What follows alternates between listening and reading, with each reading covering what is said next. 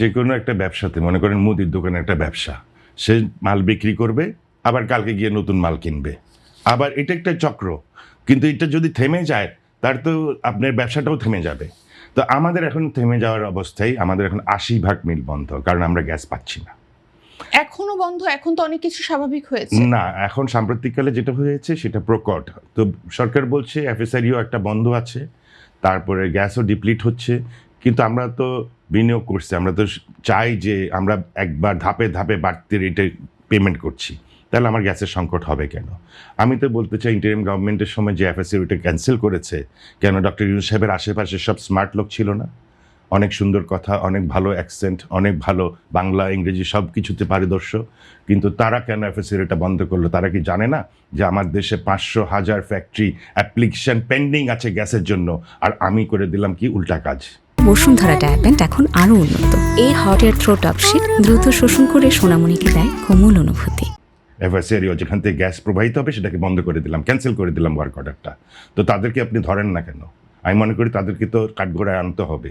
তারা এই ধরনের সিদ্ধান্ত নিল কেন? আজকে আমাদের গ্যাসের সংকট থাকতো না যদি তারা এটা ক্যান্সেল না করতো। এখনও সময় ক্ষেপণ হচ্ছে, বাট করছে সরকার। বাট তখনকার কাজটা ছিল তখনকার কাজ, এখনকার কাজ হচ্ছে এখনকার কাজ। তো তখনকার তো তারা আমাদেরকে, আজকে যে আমাদের বিপদ, এটা ওদের কারণে হয়েছে, ইন্টারিয়াম সরকারের কারণে। সেই Absolutely. জায়গায় আসলে এখন কি সংকট মোকাবেলা হবে বলে আপনি মনে করেন? এটা তো সময় সাপেক্ষ। ততদিন আমরা আমাদের কতদিন সময় লাগতে পারে এবং তাতে আপনাদের ক্ষতি কতটুকু হতে পারে? আমাদের তো, আমরা যখন টেক্সটাইল চালাই, আমাদের ১২ মাসের মধ্যে ১ মাস হয় লাভ হবে কি না লস হবে, মানে প্রোডাকশনের লাস্ট মান্থে গিয়ে ডিসিশন হয়। আর আপনি যদি এখানে বছরকে বছর বন্ধ রাখেন, তাহলে আমাদের সমস্যাটা কত প্রকট এবার বুঝেন। এখন তো আমাদের ফ্যাক্টরি বন্ধ, আমার ৫টা মিল বন্ধ, এবং আমি চালু করার জন্য কোনো আমার তাগেদাও দেখি না, কারণ চালু করলে হয়তো আরও বেশি লস হবে, কারণ আমার পলিসি সাপোর্ট নেই। ফ্যাক্টরি চালু করলে লস কেন হবে? ফ্যাক্টরি চালু করলে আপনার উৎপাদন হওয়ার কথা, আপনার অর্ডার আসার কথা, আপনার অর্ডার যাবে, আপনার তো লাভ হওয়ার কথা। আমার যে প্রতিযোগিতামূলক বাজারে যে আমাকে যে পরিবেশ আপনি করে দেবেন, সেটা তো আপনি করে দিচ্ছেন না।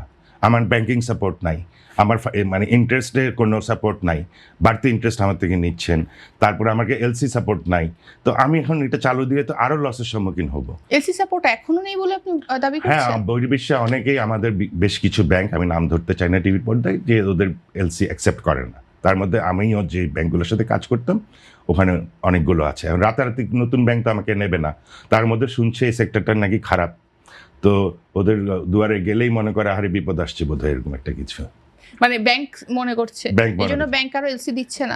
ব্যাংকারও নতুন ক্লায়েন্ট নিচ্ছে না, বা নতুন ক্লায়েন্টকে সাপোর্ট তো দিচ্ছে না। কিন্তু সরকার ক্রমশ বলে আসতেছে আমরা সাপোর্ট দিব, এত হাজার কোটি, অত হাজার crore. I think this are all myth, this is not going to materialise. এগুলো আসলে বাস্তবায়ন হবে কিনা জানি না। আর আমাকে যদি বলেন কোন সেক্টরকে আপনার ফান্ডিং করা উচিত, আপনার যদি মনে করেন গাড়ি বিক্রি না হয়, তাইলে ওই লোকের আপনি একটা গাড়ি ইম্পোর্ট করে আইনাও ওগুলো বসে থাকবে। কিন্তু আমার সেক্টর তো ৩০,০০০ কোটি টাকা সুতা ইম্পোর্ট করছে, তার মানে কি দেয়ার ইজ এ গ্যাপ। এটা না ইম্পোর্ট করলে আমার এখানে কর্মসংস্থান হবে, ভ্যালু এডিশন হবে, ডলার রিটেনশন হবে, এক্সপোর্টের সহায়ক, আমরা ফরওয়ার্ড ইন্টিগ্রেশনে হেল্পফুল হব। তো আমারটা কিন্তু ক্লিয়ার, পরিষ্কার একটা সেক্টর। তো এখানে আপনি টাইম ডিলে করার কোনো সুযোগ আমি দেখি না।